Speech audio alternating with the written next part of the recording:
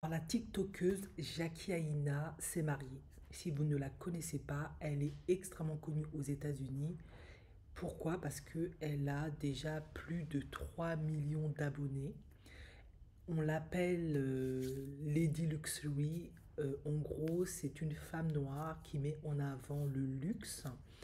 Et forcément, elle plaît parce que ça la distingue complètement, vous savez, de tout ce qui est culture baby mama, rap, ghetto, ratchet. Elle, elle se met au top level.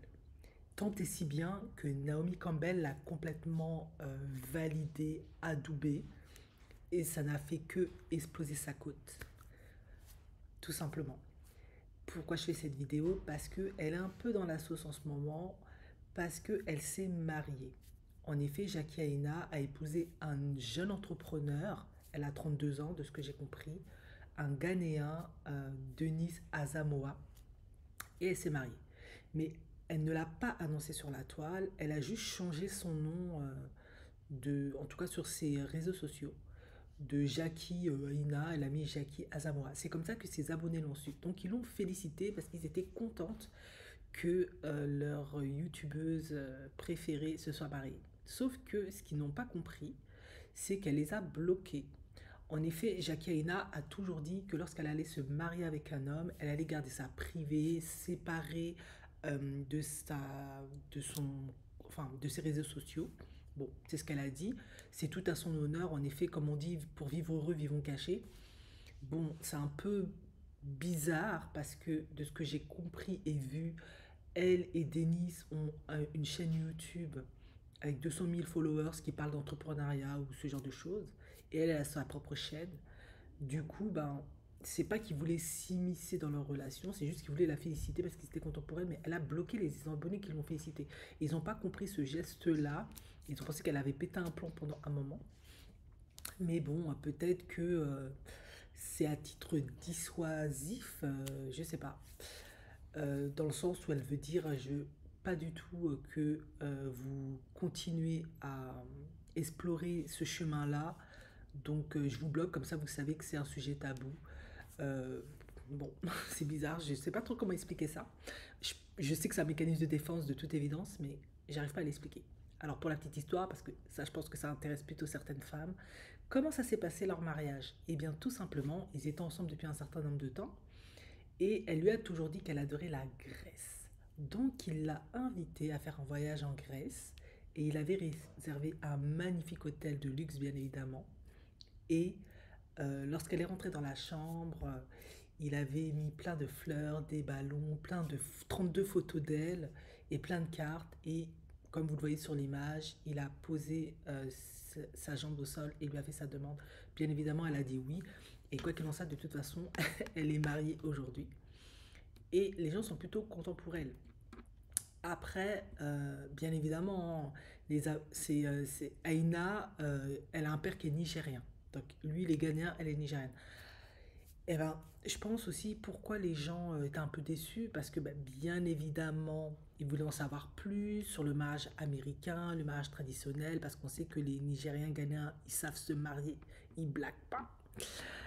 Et du coup, ils voulaient en savoir un peu plus, surtout que ce qui interpelle, je pense, beaucoup de femmes noires, afro-américaines, surtout dark skin, c'est que c'est une dark skin.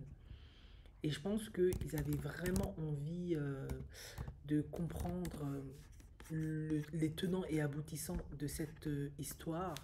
Parce que on sait qu'aux États-Unis, les femmes noires ont beaucoup de mal à se marier. Elles se retrouvent beaucoup seules. Et je pense qu'ils avaient peut-être envie de savoir comment elle a fait en fait pour tirer son épingle du jeu avec un homme dark skin aussi, ghanéen.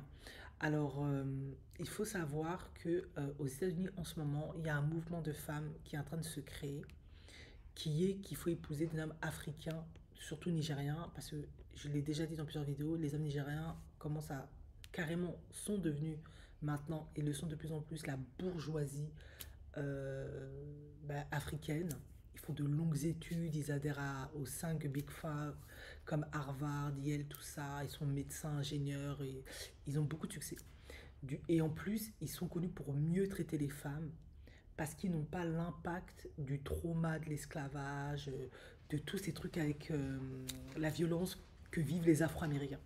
Du coup, ben, beaucoup de femmes afro-américaines maintenant encouragent les autres femmes ben, afro-américaines à épouser des hommes nigériens. Alors, je ne dis pas qu'elles ont tort, mais est-ce qu'elles sont prêtes à faire face à tout ce qui est polygamie et tout le tratra? Bon, je ne dis pas qu'ils seront tous comme ça, mais culturellement, il y aura d'autres enjeux. En effet, peut-être tu veux pas l'homme afro-américain parce que lui, c'est un homme traumatisé, tout son paradigme, c'est l'esclavage, etc. Voilà, le rap gang, ils n'ont pas vraiment une culture, contrairement à des hommes africains. Mais les hommes africains, ils ont leur culture, mais dans leur culture, il y a la polygamie, il y a le droit d'avoir plusieurs femmes. Est-ce qu'elles sont prêtes à faire face à ça? Bon, vous allez me dire que la culture afro-américaine, c'est pareil, hein, les rappeurs, ils ont toujours plein de nanas partout, etc. Mais il faut quand même leur laisser ça. Il y a quand même l'influence ben, américaine blanche, occidentale, là, qui fait que souvent ils arrivent à être monogames. Ils arrivent à se contenter d'une seule femme quand ils sont sérieux, etc. Matrixés par l'église ou pas. La culture africaine est différente. Donc oui, ils te traitent mieux, ils sont pourvoyeurs, c'est ce qu'elles recherchent maintenant, être traités comme des reines, des ladies, mais ils s'octroient aussi le droit, parce qu'ils pourvoient, ils sont très généreux, parfois ils ont beaucoup d'argent, du succès, d'avoir d'autres femmes. Et ça, ben, beaucoup aussi gèrent mal ça. Mais c'est un moyen de solutionner le problème des femmes noires qui n'arrivent pas à se marier.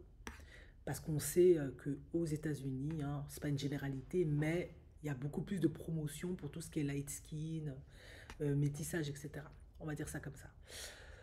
Ben, on verra comment se finit ce fin mot de l'histoire avec Jackie Aina. Elle finira peut-être par donner une explication de pourquoi elle a bloqué ses abonnés qui l'ont félicité pour son mariage.